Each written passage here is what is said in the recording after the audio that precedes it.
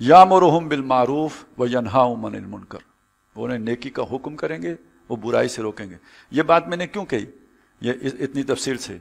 हुजूर का इत्तिबा करना हमें है ना, अगर अल्लाह से मोहब्बत है तो किसकी इत्तिबा करेंगे? नबी की।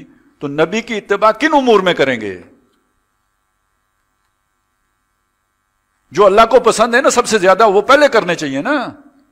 तो अल्लाह जिनको बयान कर रहा है जरा उनको नोट कर लीजिए, वो पॉइंट नोट कर लीजिए कि अल्लाह को हुजूर के किरदार के कौन से पहलू सबसे ज्यादा पसंद है। यामुरुहुम बिल मारूफ व यनहाहुम अनिल मुनकर। इस पर अगर उनके दंदाने मुबारक शहीद हुए थे, उन पर पथराव हुआ था, तो जो वो पथराव झेलें, वो पथराव गालियों की सूरत में हो या पत्थरों ही की सूरत में हो, बर्दाश्त करें। लोग मुनकते हो जाएं, ताल्लुक तोड़ें, बरादरी वाले निकाल बाहर करें, ये हुजूर की असल सुन्नत, ये इत्तिबा है असली। इसके नतीजे में भूख आए, तकलीफ आए, प्यास आए, पेट पे पत्थर बांधने पड़े, कैरियर दाव पे लगे, ये इत्तिबा है। ये अल्लाह की मोहब्बत का तकाजा है कि जो आप मोहम्मद सल्लल्लाहु अलैहि वसल्लम की इत्तिबा कर रहे हैं। यामुरुहुम बिल मारूफ व यनहाहुम अनिल मुनकर। और सबसे बड़ा मारूफ और सबसे बड़ा मुनकर क्या है, जिससे बाकी मारूफ और मुनकर पैदा होते हैं? सबसे बड़ा मारूफ अमर बिल मारूफ इकामत दीन है, दीन को कायम करो। सबसे बड़ा मुनकर तागूत का गलबा है, जहां अल्लाह की बजाय अथॉरिटी किसी और के पास हो, उसको खत्म करो। बाकी सारे मुनकरात उस मुनकर से जन्म लेंगे और बाकी सारे मारूफात, अल्लाह का दीन गालिब होगा तो उससे निकलेंगे।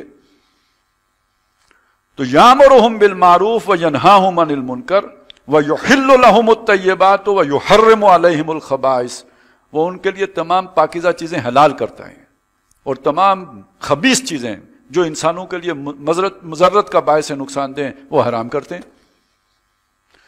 अब यहां इत्तिबा को कोई फर्क नहीं पड़ता, जो अल्लाह के नबी हराम करके गए हों उसे खींच तान कर हलाल किया जाए, इस्लामी बनाया जाए उसे। फिर भी बंदा बड़ा पहुंचा हुआ बुजुर्ग कहलाएगा। तो ये काम नहीं करते थे कि उसे जनाब कान को दूसरी तरफ से पकड़ें, जो हराम है, जो खबीस है उसे हराम बनाएंगे और जो तैयब है उसे हलाल करेंगे। ये भी हुजूर का काम था। और आखिरी सुनिए, वह यज़अउ अन्हुम इसरहुम, उनके ऊपर से बोझ हटाते थे।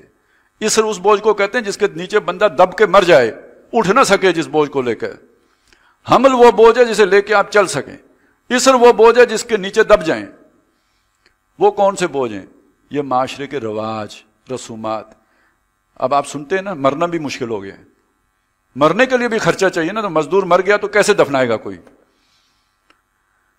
और शादी जरूरत है ना, सबकी जरूरत है, अमीरों की भी और गरीबों की भी।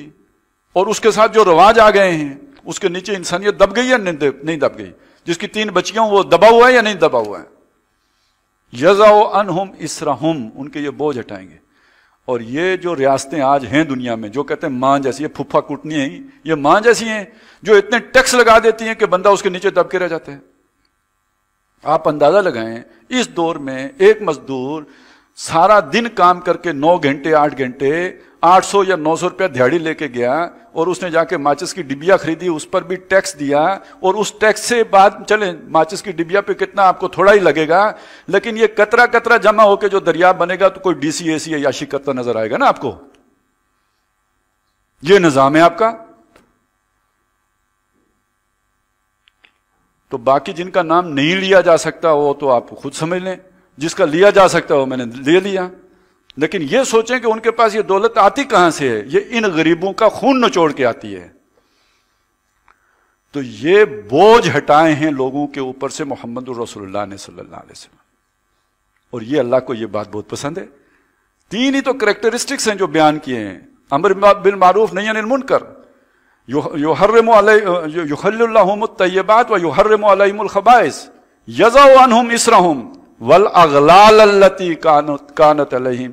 वो तोक जो उनकी गर्दनों में, वो पीरों की सूरत में हो, सियासतदानों लीडरों की सूरत में हो, वो कोई और जक्कड़बंदियों की सूरत में हो, या ये कि जो उनको शैतान ने मुज़य्यन करके कैरियर के नाम पर जो फंदे उनमें फंसा लिया हो, ये सारे तोड़ के मोहम्मद रसूलुल्लाह ने नौ इंसानी को आज़ाद किया है। ये सबसे बड़ी खिदमत है अल्लाह की निगाह में मोहम्मद रसूलुल्लाह की। तो इत्तिबा का मतलब यह है कि फिर ये कीजिए।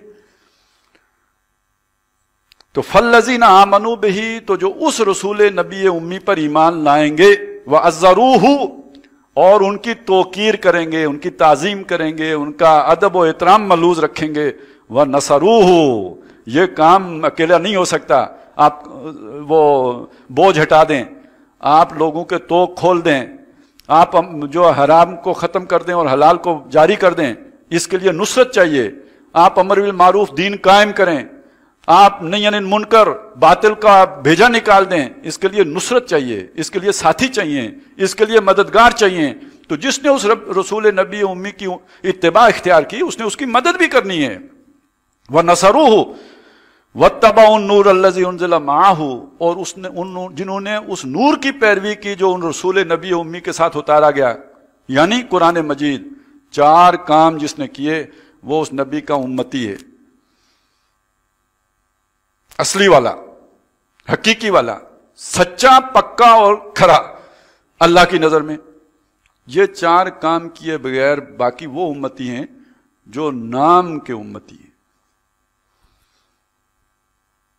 اور ان کے بارے میں سخت خطرہ ہے کہ وہ یہ سمجھ رہے ہوں گے کہ ہم امتی ہیں، اور جب آخرت میں حضور کی طرف بڑھیں گے تو فرشتے انہیں روک دیں گے، اور حضور کہیں گے میرے امتیوں کو میری طرف آنے دو، تو فرشتے کہیں گے نہیں، ان کے اور کام تھے، اے نبی یہ آپ کے سنتوں پہ چلنے والے تو تھے نہیں. تو آپ نے اگر سچا امتی بننا ہے تو یہ کم از کم ہے. یہ پورا کرنے کے بعد پھر سائز آئے گا داڑھی کا، پھر مسئلہ اٹھے گا آپ نے کالر رکھا ہے یا نہیں رکھا، آستینیں کون سی رکھی ہیں، اور یہ کہ آپ نے پانچے کہاں پہ رکھے ہیں، اور آپ سرما ڈالتے ہیں یا نہیں ڈالتے ہیں، اور آپ امامہ باندھتے ہیں یا نہیں باندھتے ہیں. یہ بالکل ایسی بات ہے، یہ بلڈنگ آپ نے کھڑی کی ہے تو ٹائلوں کا مسئلہ، رنگ کا مسئلہ، فنیشنگ کا مسئلہ سٹرکچر کھڑا کرنے کے بعد آئے گا. سٹرکچر یہ ہے، یہ کھڑا کیے بغیر آپ ٹرکوں کے ٹرک ٹائلیں لے آئیں، تہجد جمع کر لیں، یہ سٹرکچر ہی نہیں ہے تو لگائیں گے کہاں؟ یہ زیب و آرائش کا سامان کدھر لگے گا؟ تو فَالَّذِينَ آمَنُوا بِهِ وَعَزَّرُوهُ وَنَصَرُوهُ وَاتَّبَعُوا النُّورَ الَّذِي أُنزِلَ مَعَهُ أُولَٰئِكَ هُمُ الْمُفْلِحُونَ. وہ بامراد ہوں گے. ہر نعرہ مارنے والا عاشق نہیں بن جائے گا، وہ اس کا دعویٰ ہے کہ میں عاشق ہوں. اس عاشقی کے کچھ تقاضے ہیں، جو جس نے یہ پورے کیے، یہ آداب بجا لائے، وہ سچا عاشق ہے، وہ سچا امتی ہے، وہ حقیقی امتی ہے.